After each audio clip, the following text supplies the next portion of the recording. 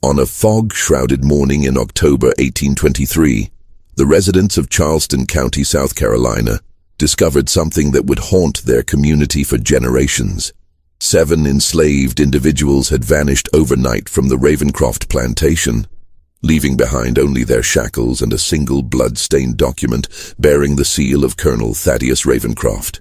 What authorities found in that document would expose a web of betrayal, greed, and calculated cruelty that reached into the highest circles of Southern society. For nearly 2 centuries, the Ravencroft family has spent fortunes to keep this story buried. But recently discovered correspondence reveals the true horror of what became known as the Wedding Gift Massacre. The truth about Colonel Ravencroft's gift to his bride would destroy not just his own family, but reshape the power structure of an entire region. Before we continue with the story of Colonel Thaddeus Ravencroft and his deadly matrimonial arrangement, make sure you're subscribed to our channel for more dark historical mysteries, and let us know in the comments what state or city you're listening from.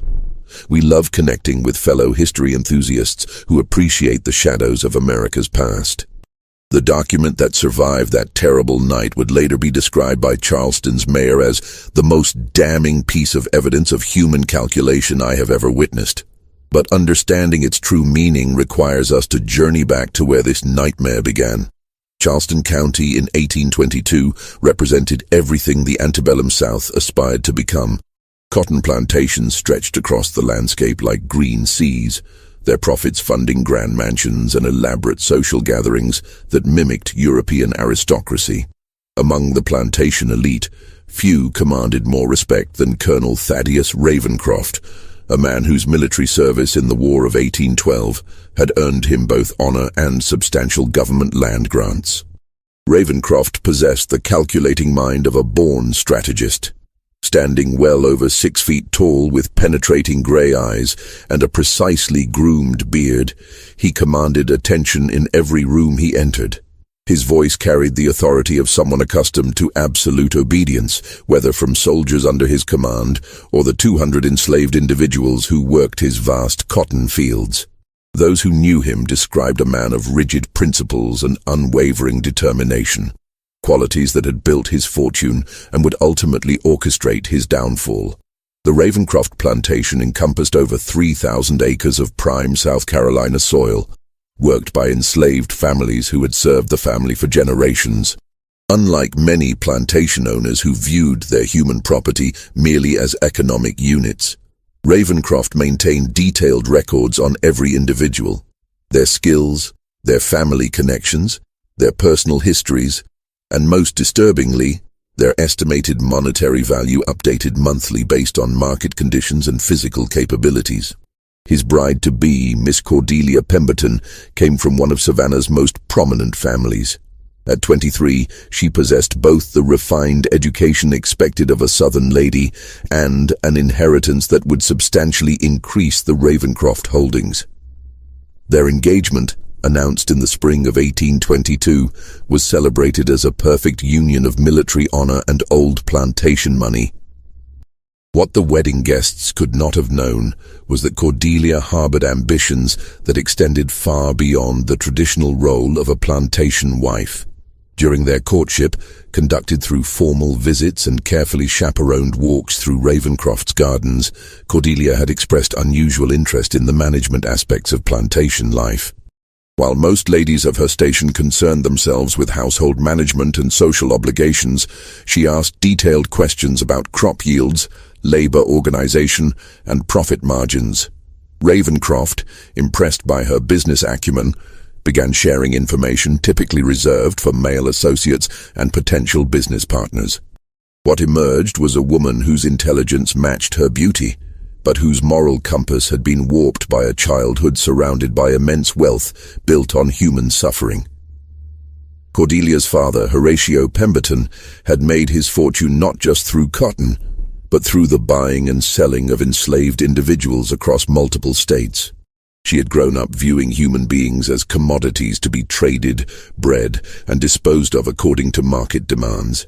Their wedding, scheduled for October 1822, promised to be the social event of the season.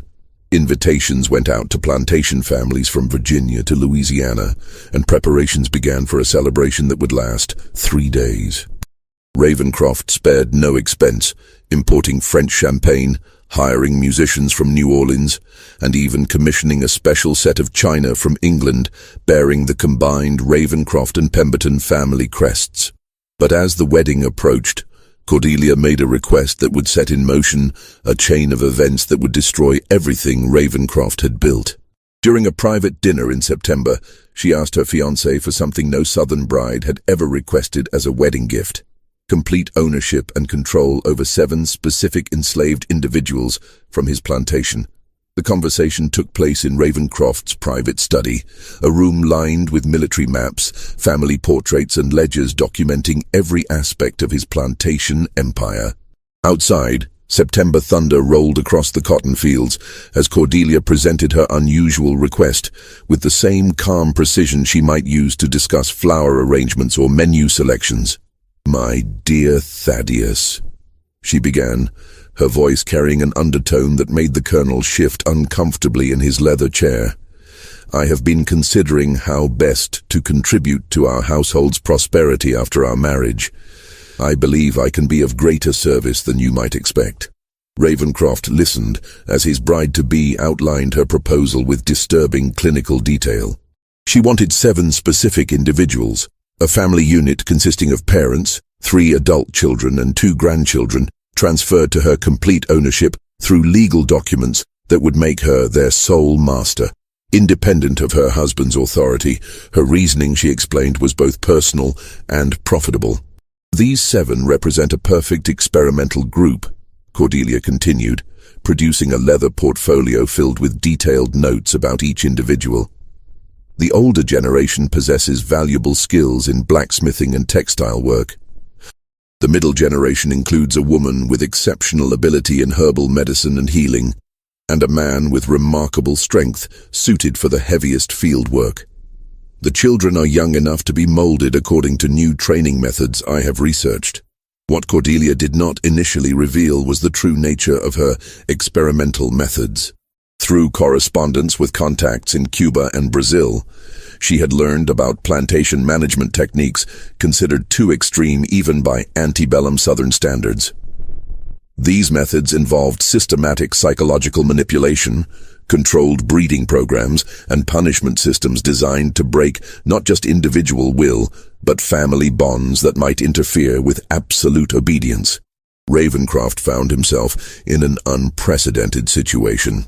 Cordelia's request challenged fundamental assumptions about marriage roles and property ownership that formed the bedrock of Southern society. Wives typically managed household slaves, but they did not own field hands independently. Nor did they involve themselves in the brutal calculations required for maximum labor extraction. Yet he was also intrigued by her business proposal. Cotton prices had been fluctuating unpredictably, and plantation owners throughout the region were seeking ways to increase efficiency and reduce costs. If Cordelia's methods proved successful, they could be applied across his entire labor force, potentially increasing profits by substantial margins. Over several nights of discussion, they developed what they called the Pemberton Method, a comprehensive system for managing enslaved individuals that would maximize both productivity and psychological control. The 7 chosen individuals would serve as test subjects, and their responses would determine whether the methods would be expanded plantation-wide after the wedding. The legal arrangements proved complex and required discretion that extended beyond normal business confidentiality. Ravencroft retained Charleston attorney Marcus Bellwether, a man known for handling sensitive plantation legal matters with absolute discretion. Bellwether drew up documents that would transfer complete ownership of the 7 individuals to Cordelia upon their marriage, with provisions that would keep the arrangement secret from other plantation owners and local authorities. What made the arrangement particularly sinister was a clause Cordelia insisted upon. The 7 individuals would be relocated to a remote section of the plantation. where her experiments could proceed without interference from other enslaved workers or observation by visitors. A separate building, disguised as a textile workshop, would serve as both living quarters and location for implementing the new management techniques. As October approached, Ravencroft convinced himself that his bride's unusual request represented forward-thinking business innovation rather than calculated cruelty. He had built his fortune through calculated risks and strategic thinking, qualities he now recognized in Cordelia. Their marriage would be more than a social union. It would be a business partnership designed to revolutionize plantation management throughout the South. What neither of them anticipated was that word of their unusual arrangement would reach ears beyond their trusted circle, setting in motion events that would transform their wedding celebration into something far more sinister. October 15th, 1822. Dawned with the kind of crisp autumn clarity that made Charleston County seem like a paradise on earth. The Ravencroft plantation had been transformed for the wedding celebration, with white silk ribbons adorning the oak trees lining the main drive and tables laden with delicacies arranged across the mansion's expansive grounds. Over 200 guests arrived throughout the morning, their carriages creating a procession that stretched for miles along the country roads. Among the wedding guests were some of the most powerful families in the antebellum South. Governor Richardson himself attended, along with senators, judges, and plantation owners whose combined wealth could influence state and federal legislation. The ceremony took place in the plantation's garden pavilion, with Cordelia radiant in imported French silk, and Ravencroft resplendent in his military dress uniform. But the true significance of the day would emerge during the gift presentation ceremony, a tradition where the groom publicly announced his wedding present to his bride. Ravencroft had planned this moment carefully, understanding that his gift would be discussed in drawing rooms from Virginia to Louisiana for months to come. Standing before the assembled guests, Ravencroft called for attention and began what would become the most infamous wedding speech in South Carolina history. "My dear friends," he announced, his voice carrying clearly across the garden, "it is customary for a groom to present his bride with jewels, fine clothing, or perhaps a new carriage. But my beloved Cordelia has requested something far more practical and forward-thinking." The crowd listened with growing fascination as Ravencroft described his gift: the legal ownership of 7 enslaved individuals, chosen specifically for their diverse skills and potential for what he termed innovative management approaches. He spoke of his bride's business acumen and her desire to contribute actively to the plantation's prosperity through improved labor efficiency methods. What the guests heard was a respected military officer praising his wife's entrepreneurial spirit and commitment to plantation improvement. What they could not have known was that at that very moment, the 7 individuals in question were being forcibly separated from their families and relocated to the remote building where Cordelia's experiments would begin immediately following the wedding celebration. The reaction among the wedding guests was mixed, but generally positive. Several plantation owners approached Ravencroft throughout the evening to inquire about Cordelia's methods, expressing interest in similar arrangements with their own wives. The idea of involving educated Southern ladies more directly in plantation management struck many as a progressive adaptation to changing economic conditions. However, not everyone present viewed the announcement favorably. Dr. Edmund Fitzgerald, the county physician who had treated enslaved individuals on multiple plantations, found himself deeply disturbed by the clinical language Ravencroft used when describing human beings as experimental subjects and management test cases. Similarly, Reverend Samuel Hartwell, whose congregation included several plantation families, recognized something fundamentally wrong with treating marriage gifts as opportunities for what sounded like systematic cruelty. As the evening progressed and champagne flowed freely, Cordelia herself provided additional details that should have alarmed more guests than they did. She spoke enthusiastically about breaking family dependencies that interfere with labor efficiency and establishing new psychological frameworks for absolute obedience. Her words were delivered with the same cheerful tone she used when discussing flower arrangements or menu planning, making their sinister implications easy for intoxicated listeners to overlook. The wedding celebration continued for 3 days, as planned, with elaborate dinners, dancing and entertainment that would be remembered as one of the finest social gatherings in the region's history. But while guests enjoyed themselves in the main mansion, work had already begun in the remote building where the 7 enslaved individuals faced the beginning of Cordelia's experimental program. Just when we thought we'd seen it all, the horror in Charleston County intensifies. If this story is giving you chills, share this video with a friend who loves dark mysteries, hit that like button to support our content, and don't forget to subscribe to never miss stories like this. Let's discover together what happens next in this tale of calculated cruelty and its devastating consequences. The true nature of Cordelia's methods would not become apparent to the outside world for several months, but the 7 individuals subjected to her experiments understood immediately that they had become victims of something far more sinister than typical plantation brutality. The building Cordelia had designated for her experimental program sat approximately 2 miles from the main plantation house, connected by a narrow path that wound through dense pine forest. Originally constructed as a tobacco drying barn during the plantation's early years, it had been extensively modified according to Cordelia's detailed specifications during the summer months leading up to her wedding. The structure now featured reinforced walls, barred windows set too high to provide views of the surrounding area, and a series of small rooms designed to house individuals in isolation when Cordelia deemed separation necessary for her psychological manipulation techniques. Most disturbing was a central chamber she referred to as the instruction room, equipped with restraining devices and punishment apparatus that went far beyond anything typically found on even the harshest plantations. The 7 individuals chosen for Cordelia's experiment represented 3 generations of a family that had served the Ravencroft plantation for over 30 years. Joshua and Rebecca Kane, both in their 50s, possessed valuable skills as a blacksmith and seamstress respectively. Their 3 adult children, Samuel, age 28, Mary, age 26, and David, age 24, had been trained in various plantation tasks and were considered among the most reliable workers on the property. Mary's 2 young children, ages 6 and 9, completed the family unit.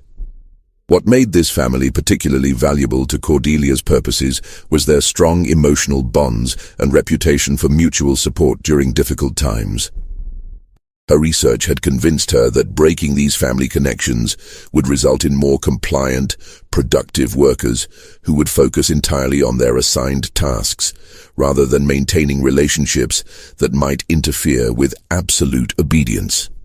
Cordelia's methods began with systematic isolation designed to destroy the family's communication and support systems. Each individual was assigned to separate living quarters and forbidden from speaking to other family members except during supervised work periods.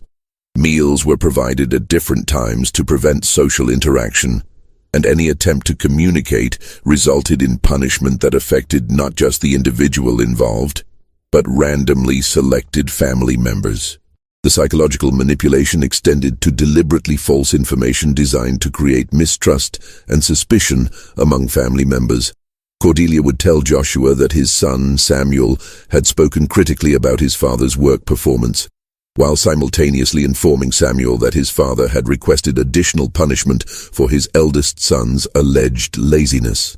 These fabricated reports created tensions and doubts that gradually eroded the trust and affection that had sustained the family through previous hardships. But Cordelia's most innovative and cruel technique involved what she called productivity bonding. Family members were forced to compete against each other in various tasks, with the understanding that superior performance by one individual would result in better treatment, while inferior performance would bring punishment not just to the underperformer, but to their loved ones as well. This system transformed natural family loyalty into a source of fear and guilt, as each person's actions directly affected the welfare of those they cared about most.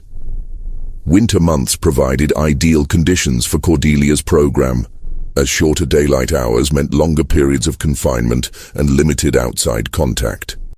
She maintained detailed written records of each individual's responses to her various techniques, noting changes in behavior, productivity levels, and signs of psychological breakdown with the same clinical precision she had once applied to managing her father's household accounts.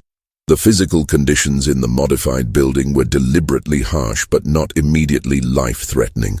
Cordelia understood that dead or seriously injured subjects would provide no useful data and might attract unwanted attention from other plantation workers or visitors. Instead, she focused on creating constant discomfort and uncertainty that would wear down psychological resistance without causing visible evidence of mistreatment. Food rations were carefully calculated to maintain health while creating perpetual hunger that could be used as both punishment and reward. Sleeping arrangements were designed to prevent rest and recovery, with thin mattresses, inadequate blankets, and deliberately uncomfortable sleeping positions that left individuals exhausted and more susceptible to psychological manipulation. Throughout the winter months, Cordelia visited her experimental subjects daily, always accompanied by 2 trusted overseers who had been sworn to secrecy about the special arrangements. She would observe their responses to her various techniques, interview each individual separately to assess their psychological state, and adjust her methods based on what she perceived as successful or unsuccessful approaches. What Cordelia failed to anticipate was that her systematic cruelty was creating something more dangerous than broken individuals. It was forging a group of people with nothing left to lose and every reason to seek revenge against those who had destroyed their lives. By February 1823, rumors about the mysterious building and its 7 missing occupants had begun circulating through the slave quarters of the main plantation. The Kane family had been respected members of the community for decades, known for their skills, their strong family bonds, and their willingness to help others during times of illness or personal crisis. Their sudden disappearance and the strict prohibition against discussing their whereabouts had created an atmosphere of fear and suspicion among the remaining enslaved population. Martha Washington, an elderly woman who had served as an unofficial community leader for over 20 years, began quietly gathering information about what had happened to the missing family. Her position as head cook in the main house provided opportunities to overhear conversations between Ravencroft, his new wife, and their visitors, while her respected status among the enslaved community made her a natural focal point for concerns and questions. What Martha learned through careful observation and discreet inquiries painted a picture far more disturbing than typical plantation brutality. The 2 overseers assigned to the remote building had been selected specifically for their reputation for cruelty and their isolation from the main plantation community. Neither man had family connections or close friendships that might create conflicts of loyalty if they were asked to participate in activities that exceeded normal punishment protocols. More troubling were the supplies that had been delivered to the building throughout the winter months. Martha had observed wagons carrying unusual items, medical instruments that seemed designed for inflicting pain rather than providing treatment, restraining devices that appeared far more sophisticated than typical plantation punishment equipment, and large quantities of materials that suggested extended confinement rather than temporary disciplinary measures. But perhaps most disturbing were the sounds that could occasionally be heard from the direction of the remote building during quiet winter nights. Several plantation workers reported hearing screams and cries that lasted for hours, followed by periods of absolute silence that seemed somehow more ominous than the sounds of obvious suffering. Martha began organizing what she called prayer circles, gatherings where enslaved individuals would meet in secret to discuss their concerns and share information about the missing family. These meetings served multiple purposes. They provided emotional support for a community living under constant fear.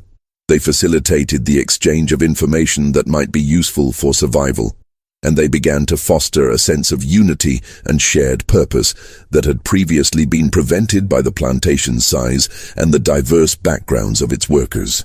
Through these gatherings, A picture emerged of Cordelia's activities that went far beyond what the wedding guests had heard described as innovative management techniques. Reports from those who had observed the building from a distance suggested systematic torture designed not just to punish, but to break the human spirit in ways that would make individuals incapable of resistance or independent thought. The prayer circles also served as a means of preserving information that might otherwise be lost or forgotten. Martha insisted that detailed accounts of everything they learned about the missing family be memorized by multiple individuals, ensuring that evidence of what was happening would survive, even if those who gathered it were punished or sold to other plantations. As winter turned toward spring, these gatherings began to evolve into something more active than mere information sharing. The realization that the Kane family's fate could befall any of them at any time had created a sense of urgency that overcame the caution and resignation that typically characterized plantation life. For the first time in the plantation's history, enslaved workers began discussing not just survival strategies, but the possibility of active resistance.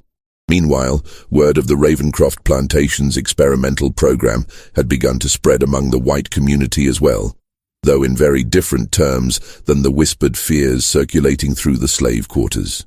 Several plantation owners from neighboring counties had requested meetings with Cordelia to learn about her innovative management techniques, and there was growing speculation that her methods might be adopted more widely throughout the region. This outside interest created additional pressure for Cordelia to produce demonstrable results from her experimental program. The 7 members of the Kane family were no longer just subjects for her personal research. They had become proof of concept for methods that might revolutionize plantation management throughout the antebellum South. Their complete psychological breakdown and transformation into perfectly obedient workers would establish Cordelia as a pioneer in plantation efficiency, while any failure might discredit both her methods and her reputation among the planter elite. The approaching spring planting season would provide the ultimate test of whether Cordelia's experimental subjects had been successfully transformed into the kind of workers she had promised. But as the days grew longer and warmer, events were already in motion that would ensure her experiment would be remembered for very different reasons than she had anticipated. March 1823 brought unseasonably warm weather to Charleston County, along with the intensive preparations that preceded spring planting season. Across the plantation, enslaved workers prepared fields, repaired equipment, and organized supplies for the months of intensive labor that would determine the year's cotton crop and the plantation's financial success. For Cordelia, the approaching planting season represented the culmination of her experimental program. After 5 months of systematic psychological manipulation, the 7 members of the Kane family would be integrated back into the plantation's general labor force, where their transformed behavior would demonstrate the effectiveness of her methods to both her husband and the growing number of plantation owners who had expressed interest in similar programs. But the individuals subjected to Cordelia's experiment had undergone changes far different from what she had intended. Rather than becoming broken, compliant workers focused solely on their assigned tasks, they had developed something much more dangerous, a shared understanding that their survival depended on eliminating the source of their torment, regardless of the consequences. The transformation had begun with David Kane, the youngest of the adult siblings, whose natural leadership abilities had made him a particular target for Cordelia's psychological manipulation techniques. Repeated attempts to break his spirit through punishment and isolation had instead fostered a cold, calculating intelligence that focused entirely on finding ways to strike back against those who had destroyed his family. Working in isolation, denied communication with his relatives, David had spent the winter months memorizing every detail of the building's layout, the routines of the overseers, and the patterns of Cordelia's visits. He had observed which doors remained unlocked during different times of day, where tools and potential weapons were stored, and how sound carried between different sections of the building. More importantly, David had found ways to communicate with his family members despite Cordelia's elaborate isolation protocols. Through a system of coded sounds, hidden messages, and carefully timed gestures, the Kane family had maintained contact and begun coordinating their responses to their captors' demands. What appeared to be the gradual breakdown of family bonds was actually the development of a sophisticated conspiracy focused on a single objective: escape or revenge.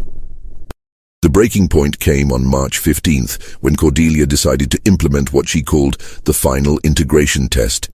Mary Kane's 6-year-old daughter, little Sarah, would be separated from her mother permanently and assigned to work in the main house, where her mother would be able to see her daily but never speak to her again.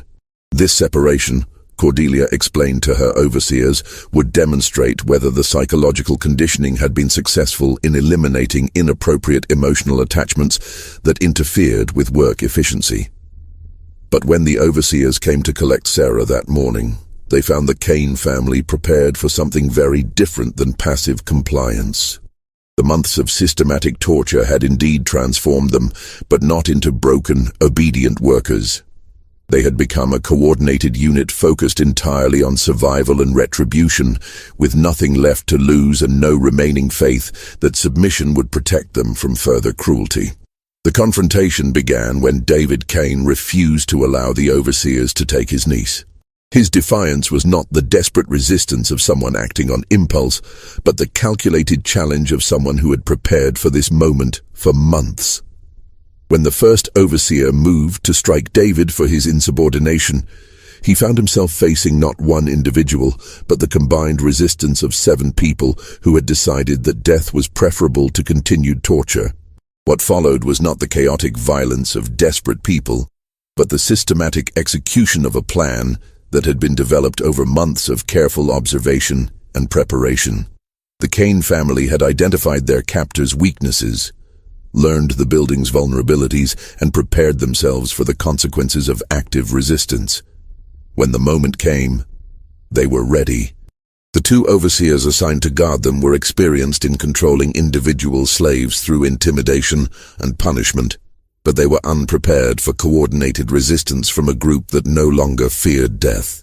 Within minutes, both men were dead, killed not in a frenzy of anger, but through the careful application of tools and techniques that David and his family had planned, with the same precision Cordelia had used to design their torment. But killing their immediate captors was only the beginning of what the Kane family had planned for this day. They had spent months listening to Cordelia's daily visits, memorizing her routines, and preparing for the opportunity to confront the person truly responsible for their suffering. And on the morning of March 15th, they knew exactly where to find her. Cordelia Ravencroft began March 15th with the same methodical approach she had applied to every aspect of her experimental program. After breakfast with her husband in the main house dining room, she collected her daily observation notes, gathered the supplies needed for the morning's integration test, and set out along the familiar path through the pine forest toward the remote building where her subjects awaited her arrival. The morning air carried the sweet scent of early spring flowers and the sounds of plantation life beginning another day. Field hands were already at work preparing for the coming planting season, their voices and the sounds of their tools creating a backdrop of productive activity that reinforced Cordelia's conviction that her experimental methods would soon revolutionize plantation management throughout the South. She walked with the confident stride of someone who had never encountered resistance she could not overcome through careful planning and systematic application of pressure. The 5 months of her experimental program had proceeded exactly according to her expectations, with each of the 7 subjects showing precisely the kind of psychological transformation that would make them ideal workers once they were integrated back into the plantation's general labor force. What Cordelia discovered when she reached the building was a scene that would haunt the nightmares of everyone who witnessed it for the rest of their lives. The 2 overseers lay dead in the central instruction room, killed with tools and techniques that demonstrated both planning and intimate knowledge of human anatomy. But far more disturbing than their deaths was the evidence of systematic preparation that surrounded their bodies. The Kane family had used their months of confinement to transform the building into something very different from what Cordelia had intended. Tools had been modified into weapons, escape routes had been prepared, and supplies had been gathered for what was clearly a carefully planned confrontation rather than a spontaneous act of violence. But most disturbing of all was the realization that the 7 individuals she had believed were broken and compliant had instead been watching her, learning her routines, studying her vulnerabilities, and preparing for this moment with the same methodical precision she had used to design their torment. David Kane stood in the center of the instruction room, no longer the psychologically shattered individual Cordelia believed she had created, but someone whose intelligence and determination had been focused entirely on survival and retribution. His family stood with him, arranged not in the random positions of desperate people, but in the coordinated formation of individuals who had planned every detail of what would happen next. "Mistress Cordelia," David said, his voice carrying none of the deference and submission that 5 months of torture were supposed to have instilled, "we have been waiting for you to arrive. We have something we want to discuss." What followed was not a conversation in any conventional sense, but rather the methodical presentation of a case that the Kane family had prepared over months of careful observation and analysis.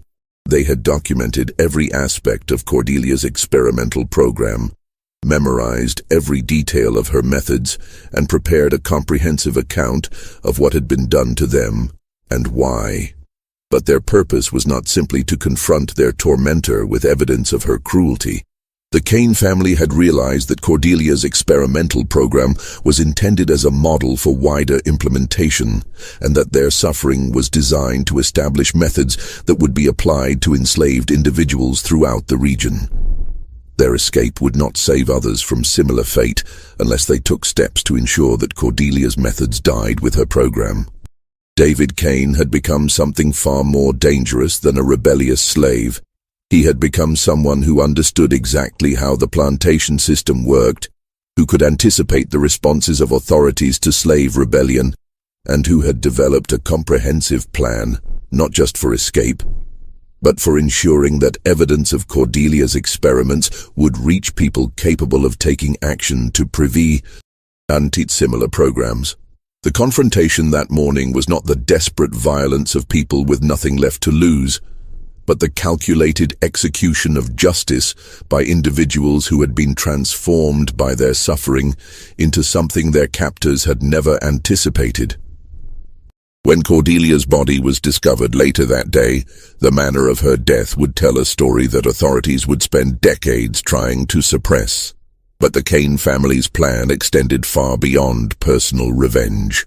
They had prepared evidence, gathered documentation, and established contacts that would ensure their story reached ears beyond the local authorities who might be motivated to cover up scandals that could damage the reputation of prominent plantation families.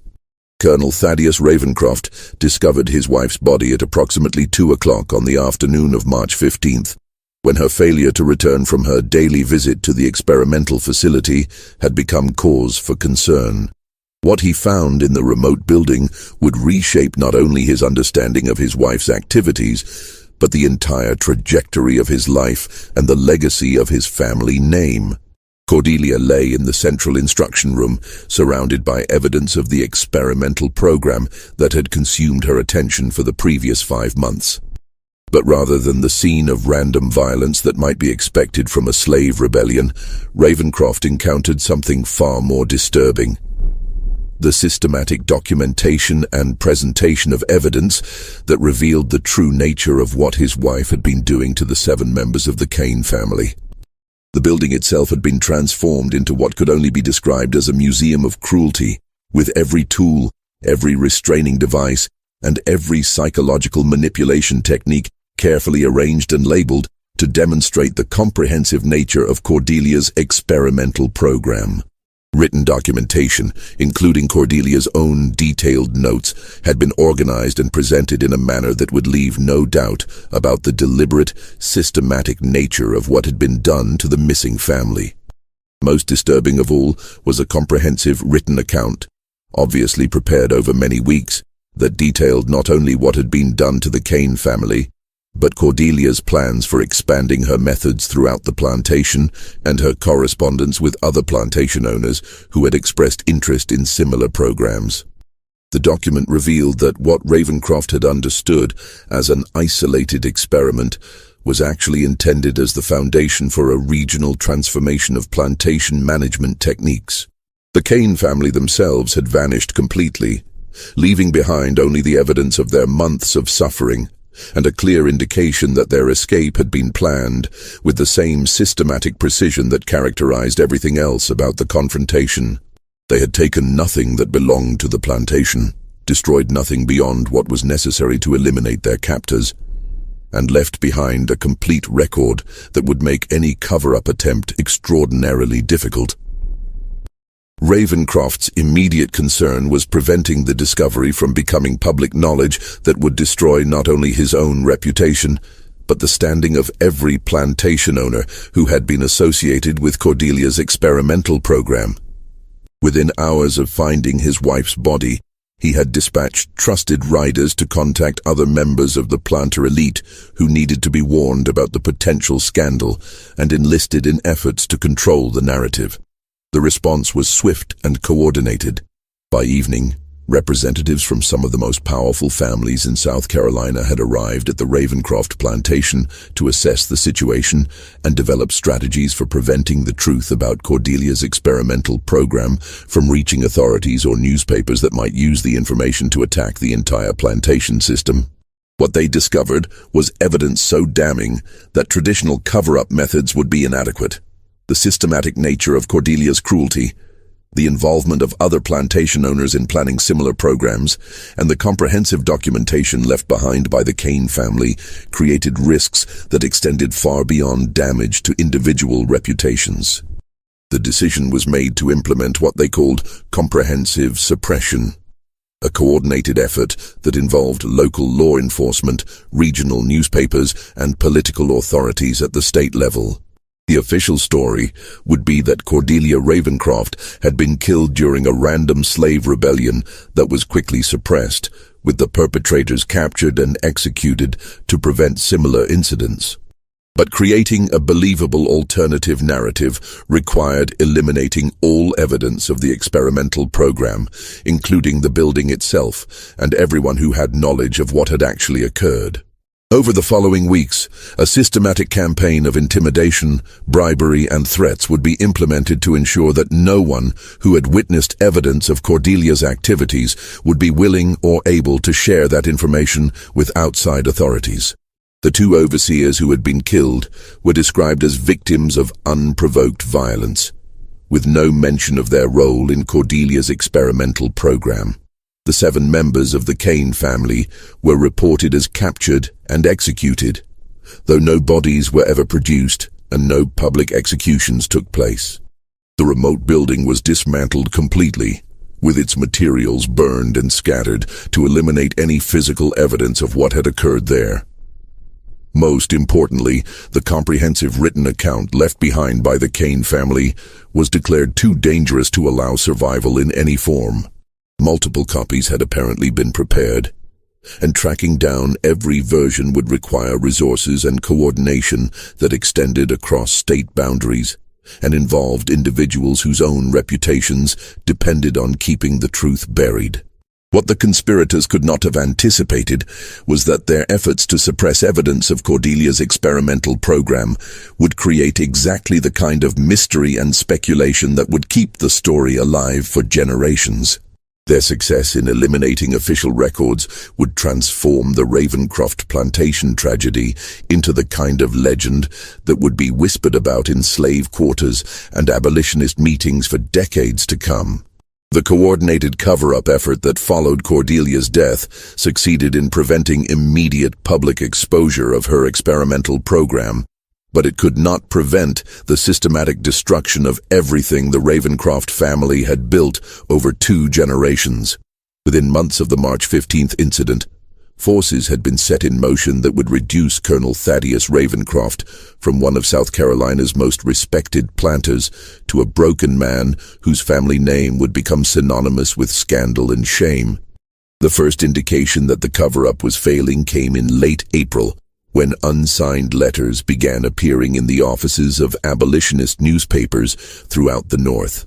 These letters contained detailed descriptions of Cordelia's experimental program, accompanied by information that could only have come from someone with intimate knowledge of both the plantation's operations and the subsequent cover-up efforts. The letters were clearly written by someone with education and sophisticated understanding of how to present evidence in ways that would be credible to skeptical readers. They included specific details about plantation layouts, names of overseers, descriptions of equipment used in the experimental program, and most damaging of all, direct quotes from correspondence between Cordelia and other plantation owners who had expressed interest in implementing similar methods. What made these revelations particularly devastating was their timing. The abolitionist movement was gaining momentum throughout the North, and evidence of systematic torture programs on southern plantations provided exactly the kind of documentation that reformers needed to support their arguments about the inherent brutality of the slavery system.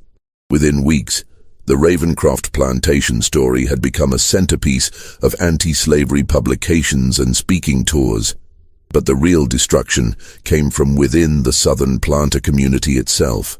The other plantation owners who had been associated with Cordelia's experimental program found themselves facing questions they could not answer without admitting their own involvement in planning systematic torture.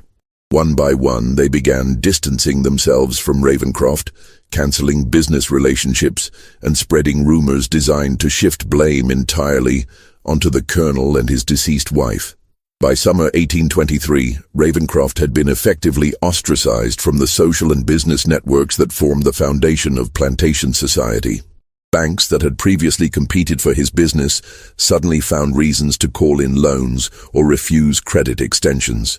Merchants who had provided supplies for decades began demanding immediate payment for goods that had traditionally been purchased on seasonal credit arrangements. Most devastating of all, other plantation owners began actively discouraging their enslaved workers from any contact with Ravencroft's plantation, treating it as a source of dangerous ideas about resistance and rebellion. The economic pressure was accompanied by political isolation that made Ravencroft's situation increasingly precarious. His military rank, which had opened doors throughout South Carolina's political establishment, became a liability as officials worried that association with him might damage their own reputations. Invitations to social gatherings stopped arriving, business partnerships dissolved without explanation, and former friends found excuses to avoid encounters that might be observed by others. But perhaps most devastating was the effect on the plantation's enslaved population. Word of the Kane family's successful resistance had spread throughout the region, creating what authorities described as dangerous excitement among enslaved individuals who had previously accepted their situation with resignation. The Ravencroft plantation became a symbol of successful resistance, and maintaining control over the remaining workers required increasingly expensive security measures that further strained the plantation's deteriorating finances. Martha Washington, the elderly cook who had organized the prayer circles during the winter months, had become something more than a community leader among the enslaved population. Her efforts to document and preserve information about the Kane family's fate had evolved into a comprehensive intelligence network that extended across multiple plantations and even into the free black communities of Charleston itself. Through this network, detailed information about plantation vulnerabilities, overseer weaknesses, and opportunities for resistance was being shared and coordinated in ways that had never existed before the Ravencroft incident. What had begun as an attempt to preserve the memory of 7 tortured individuals had become the foundation for organized resistance activities that terrified plantation owners throughout the region. The final blow to Ravencroft's dynasty came in autumn 1823, when a series of coordinated incidents across multiple plantations demonstrated that the Kane family's resistance had inspired something far more dangerous than isolated acts of rebellion. Overseers began disappearing, equipment was systematically sabotaged, and crops were destroyed in ways that suggested careful planning rather than random violence. Most alarming to authorities was evidence that the resistance activities were being coordinated by individuals who possessed detailed knowledge of plantation operations, security procedures, and the personal vulnerabilities of owners and overseers. The systematic nature of the attacks suggested that someone with intimate understanding of how the plantation system functioned was directing activities designed to destroy it from within.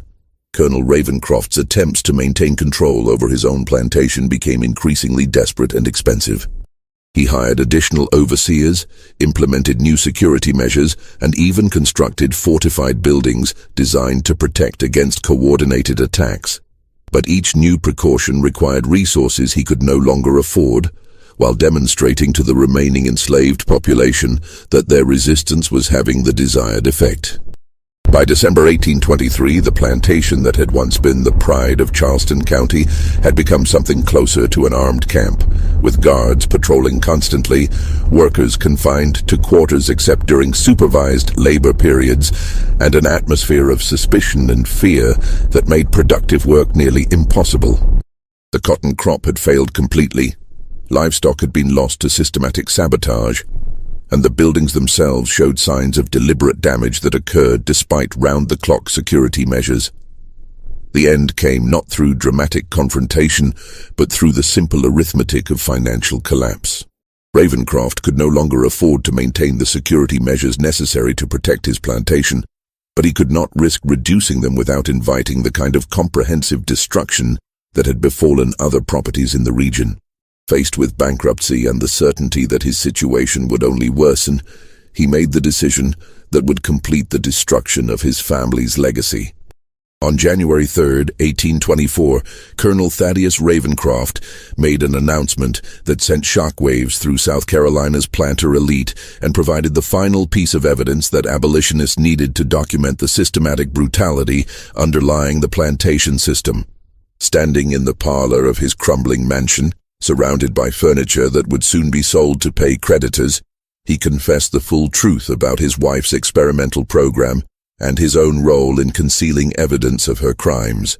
The confession was not motivated by remorse or moral awakening, but by the calculated recognition that his enemies already possessed enough information to destroy him completely, while his former allies had abandoned him to protect their own interests.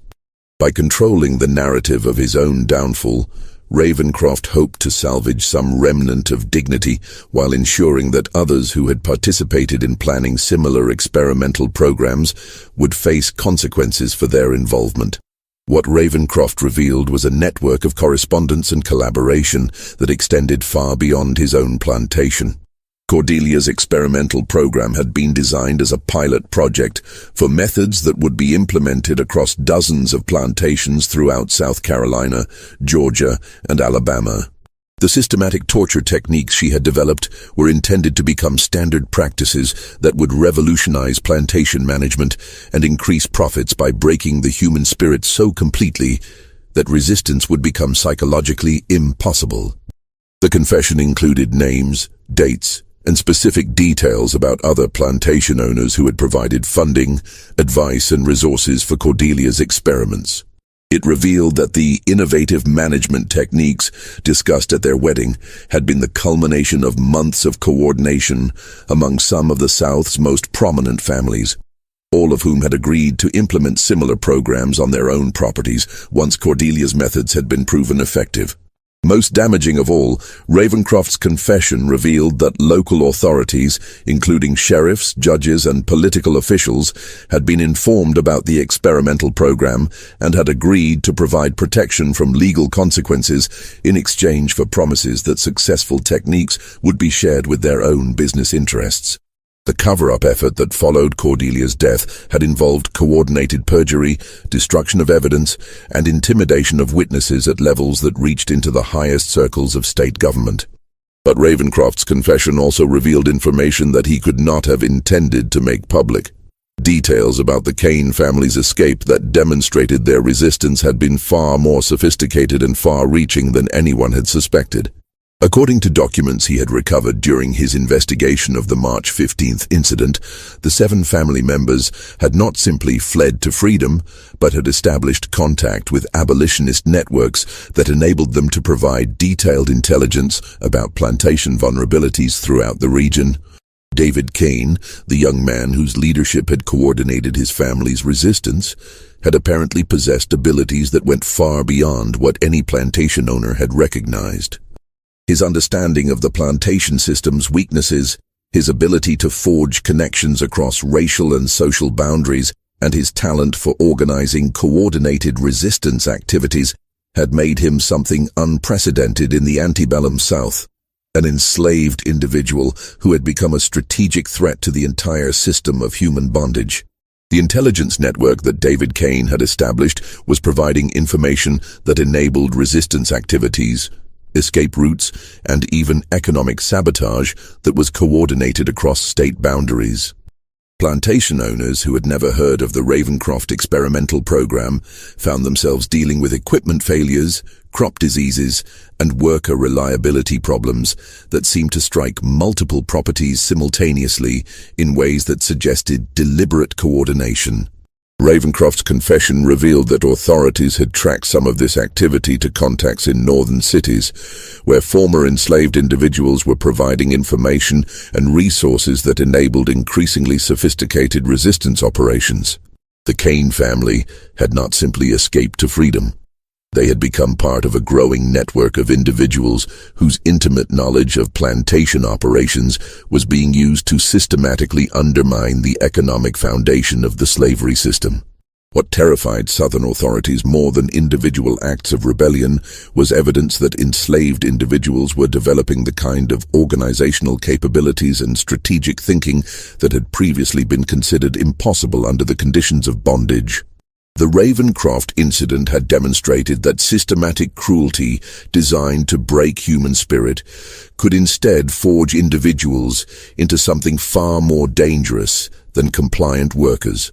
The confession's most shocking revelation concerned the ultimate fate of Cordelia herself. According to documents that Ravencroft had discovered but initially concealed, his wife had not been killed during the March 15th confrontation.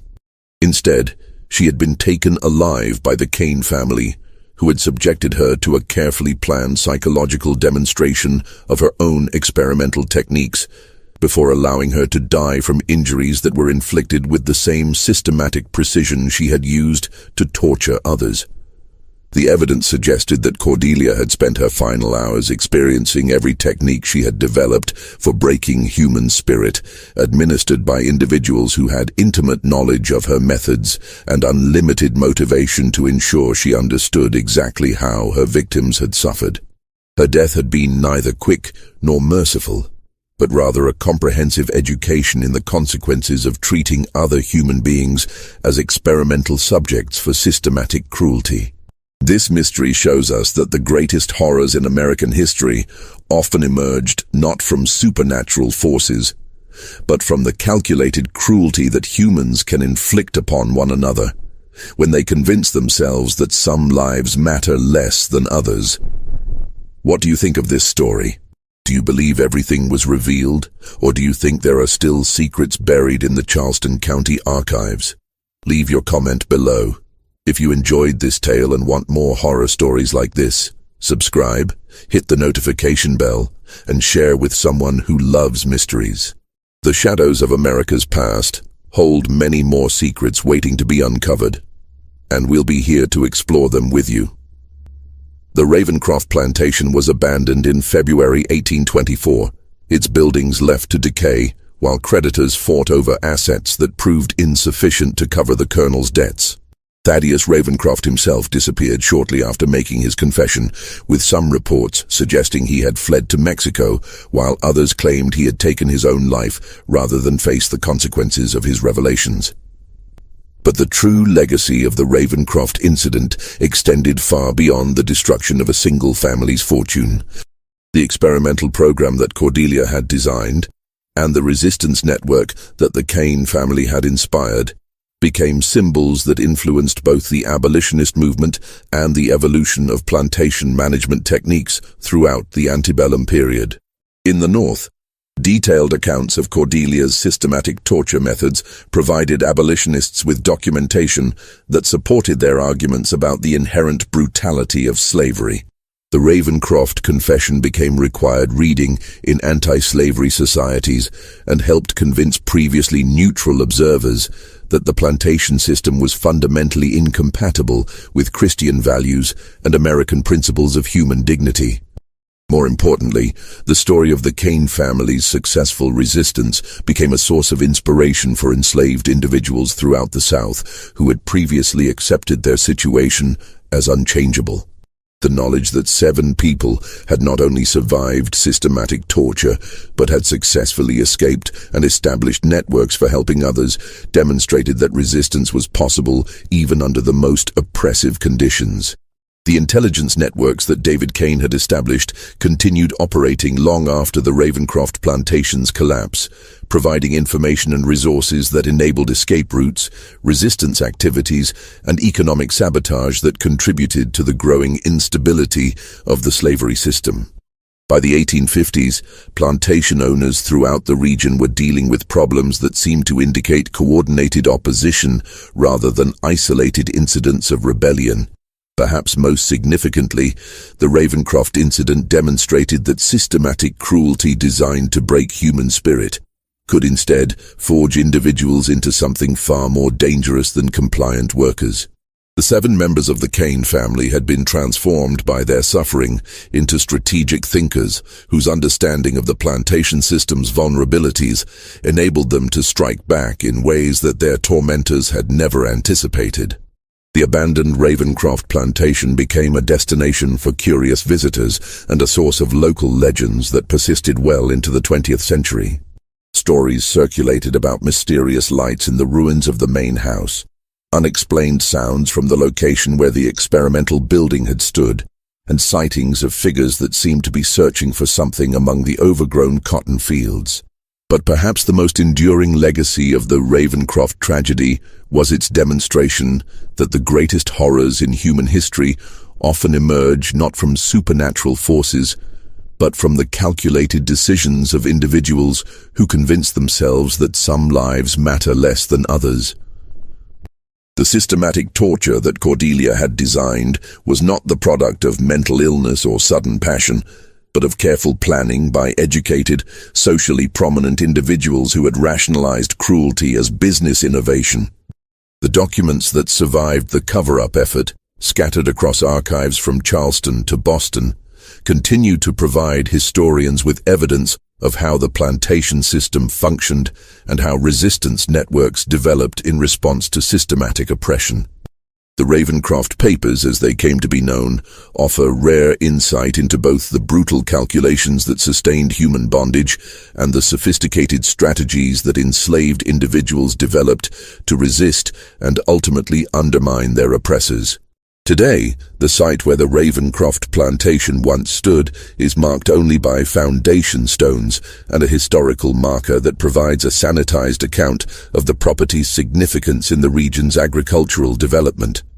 But for those who know where to look, evidence remains of the experimental building where 7 individuals endured months of systematic torture before transforming their suffering into the foundation for a resistance network that would contribute to the eventual collapse of the system that had enslaved them.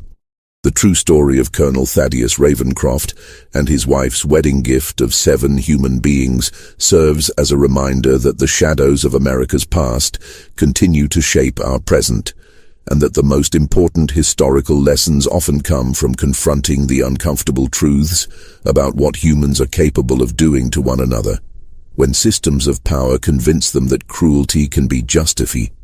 It is progress.